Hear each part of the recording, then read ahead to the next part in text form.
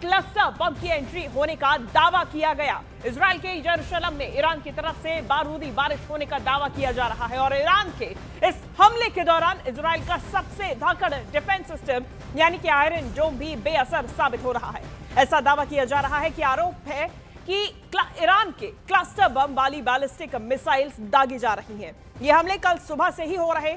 ईरानी ballistic missiles यरूशलेम इलाके के ऊपर उड़ती हुई दिखाई दी और उनसे कई छोटे छोटे बम गिरते हुए नजर आए। दावे के मुताबिक ये बम क्लस्टर बम्स थे। रक्षा विशेषज्ञों के मुताबिक इन मिसाइल्स में कार्गो वॉरहेड लगा होता है और इससे एक ही मिसाइल से छोटे छोटे बम अलग अलग जगहों पर गिरते हैं और भारी नुकसान, भारी तबाही मचाते हैं। अब इसके सामने दावा किया जा रहा है कि इजराइल का आयरन डोम भी बेअसर साबित हो रहा है।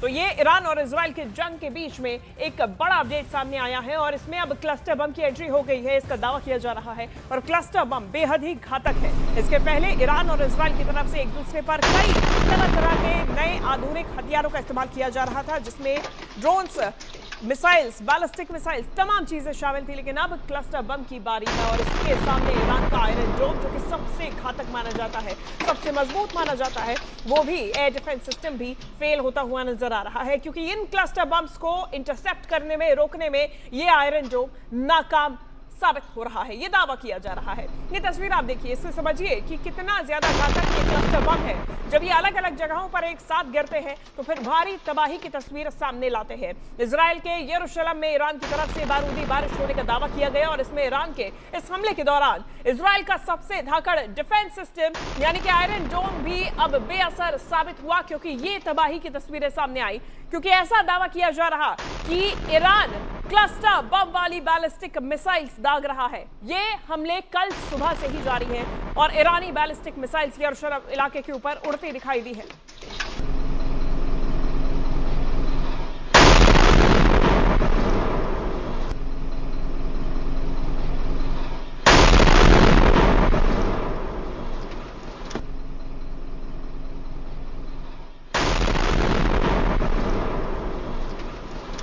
ये जो बैलिस्टिक मिसाइल्स हैं, इनके ऊपर से कई छोटे छोटे बम गिरते हुए नजर आए। ऐसा दावा किया गया कि इनके मुताबिक ये बम क्लस्टर बम्स थे, जो कि बैलिस्टिक मिसाइल पहले फायर की जाती है और उससे छोटे छोटे क्लस्टर बम्स अलग अलग इलाकों में गिरते हैं। अब देखिए, ये दावा किया जा रहा है कि ये जो क्लस्टर बम है, इसे आयरन डोम भी इंटरसेप्ट नहीं कर पा रहा। रक्षा विशेषज्ञों के मुताबिक इन मिसाइल्स में कार्गो वॉरहेड लगे होते हैं और इससे एक ही मिसाइल से छोटे छोटे बम अलग अलग जगहों पर गिरते हैं। आप अंदाजा लगाइए, जब एक मिसाइल से इतने अलग अलग छोटे बम, क्लस्टर बम इसीलिए कहा जाता है क्योंकि ये पूरा क्लस्टर होता है, गुच्छा होता है बॉम्ब्स का, और ये अचानक ही मिसाइल से निकलता है। मिसाइल में, कार्गो वॉरहेड में ये तमाम क्लस्टर बम्स रखे होते हैं। जब बैलिस्टिक मिसाइल फायर की जाती है तो टारगेट के ऊपर पहुंचते से ही ये क्लस्टर बम अलग अलग इलाकों में गिरते हैं और भारी नुकसान, भारी तबाही का मंजर दिखाते हैं। इजराइल के यरूशलेम से ऐसी ही तस्वीरें सामने आई हैं और यरूशलेम में ये तस्वीरें बेहद भयावह है। यहाँ पे आयरन डोम भी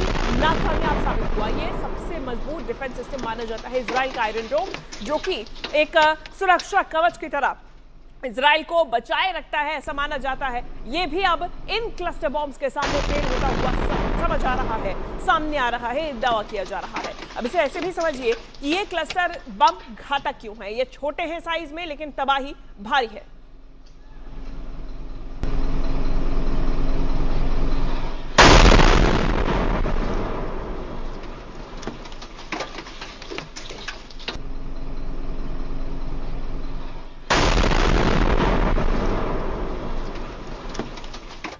और आइए अब आपको समझाते हैं कि आखिर ये क्लस्टर बम्स आखिर है क्या भला, क्यों युद्ध में इनका इस्तेमाल बेहद खतरनाक माना जाता है।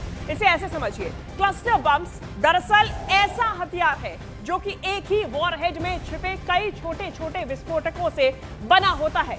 ये वो क्लस्टर बम्स हैं जो कि मिसाइल या बम हवा में पहुंचकर खुलते हैं और फिर दर्जनों बॉम्बलेट्स बड़े इलाके में फैल जाते हैं।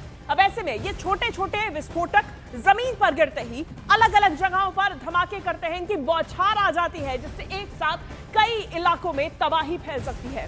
अब ऐसे में कई ये जो खतरे हैं, ये इन बॉम्ब्स की वजह से ये यहाँ पे खत्म नहीं होता है, क्योंकि इनमें कई बॉम्बलेट्स ऐसे होते हैं जो फटते नहीं हैं और लंबे समय तक जमीन पर ही पड़े रह जाते हैं। यानी कि अगर आप सोचें कि अटैक हुआ, तुरंत ही हमला हो गया और हमले के बाद में ये बॉम्ब फट गए, नहीं, ये कई ऐसे बॉम्बलेट्स हैं जो कि जमीन पर गिरने के बाद लंबे समय तक नहीं फटते और फिर अचानक ही तबाही फैलाते हैं।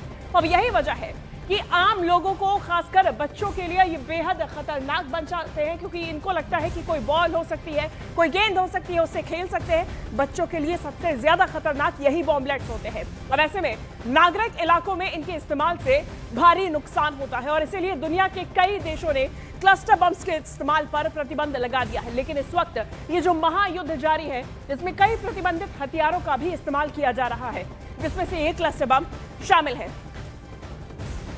और चलिए अब आपको बताते हैं कि इजराइल के पास मुख्य तौर पर कौन सा डिफेंस सिस्टम है जो कि दुश्मन के हमले को रोकने का काम करते हैं। चलिए आइए समझिए। सबसे पहले इराक, इजराइल और ये जो है ये पूरा मैप उस इलाके का जहां ये महायुद्ध जारी है। अब यहां पर देखिए, ये है इजराइल और ये है आयरन डोम।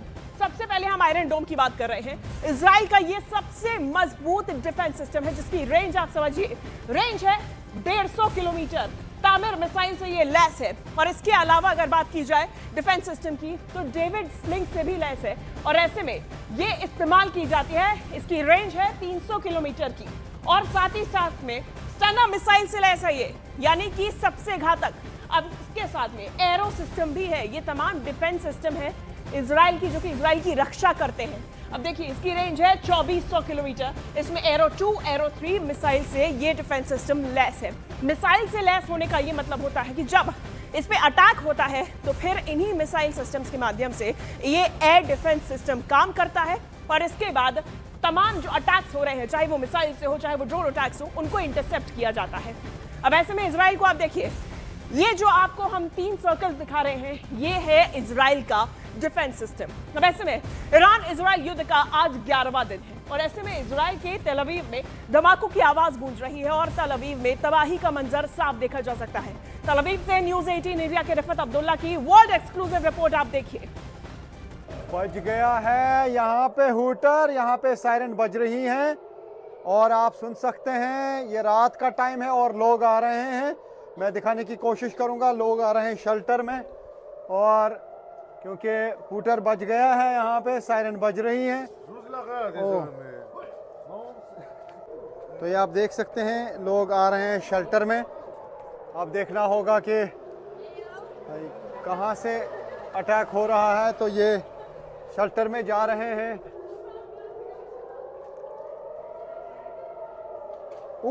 देर ये आप देख सकते हैं अटैक ईरान की तरफ से लगातार अटैक्स का सिलसिला जारी है। अब यहाँ पे हम देख पा रहे हैं कि यहाँ से इंटरसेप्ट हो रहे हैं ये मिसाइल। ये आप देख सकते हैं, ये आप देख सकते हैं कि ऊपर आप देख सकते हैं कि बार बार जो ये देखिए ये इंटरसेप्शन है, यानी ये आप देख सकते हैं कि किस तरीके से इंटरसेप्ट किया जाता है मिसाइल्स को।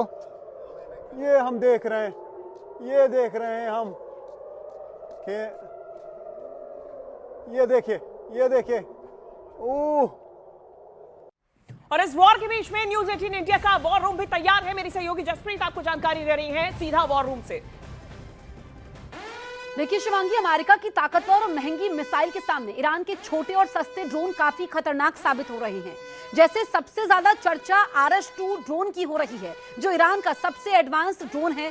RS-2 की रेंज की अगर हम बात करें तो ये 1500 से 2000 किलोमीटर तक है, यानी सबसे लंबी रेंज वाले ड्रोन में से एक। ये ड्रोन अपने साथ 150 किलोग्राम वॉरहेड ले जा सकता है। 450 किलोमीटर प्रति घंटे की रफ्तार से दुश्मन के ठिकानों को नेस्तनाबूद कर सकता है। और देखिए, अमेरिका की ताकतवर और महंगी मिसाइल्स के सामने ईरान के छोटे और सस्ते ड्रोन्स काफी खतरनाक साबित हो रहे हैं और ऐसे में सबसे ज्यादा चर्चा कई ड्रोन्स की जा रही है। क्लस्टर बम के बारे में हमने जानकारी दी थी और क्लस्टर बम का असर सिर्फ एक धमाके तक सीमित नहीं रहता है, बल्कि इसकी तबाही जो है वो कई स्तरों पर फैलती है। जब ये बम फटते हैं तो सबसे पहले तेज धमाकों की शॉकवेव आसपास मौजूद लोगों के शरीर को गंभीर नुकसान पहुंचाती है। इसके साथ ही बम के भीतर भरे धातु के सैकड़ों तेज टुकड़े चारों ओर फैल जाते हैं, जो कि दूर तक लोगों को घायल कर सकते हैं। क्लस्टर बम की सबसे बड़ी खतरनाक बात यह है कि एक ही हमले में कई जगहों पर एक साथ धमाके होते हैं, जिससे बड़ा इलाका प्रभावित होता है। और ऐसे में इतना ही नहीं, हमले के बाद भी ये खतरा खत्म नहीं होता। कई बार खेत, सड़क, आसपास, घरों के आसपास ऐसे विस्फोट लंबे समय तक पड़े रहते हैं। ये जो विस्फोटक है ये पड़े रहते हैं और इसकी वजह से आम लोगों की जिंदगी लगातार खतरे में बनी रहती है, क्योंकि ये कभी भी फट सकते हैं और ऐसे में लोगों को खतरा बना रहता है। ये खतरा खत्म नहीं होता है और इसीलिए ये क्लस्टर बम्स बेहद खतरनाक माने जाते हैं और जिनका अब इस्तेमाल ईरान की तरफ से किया जा रहा है।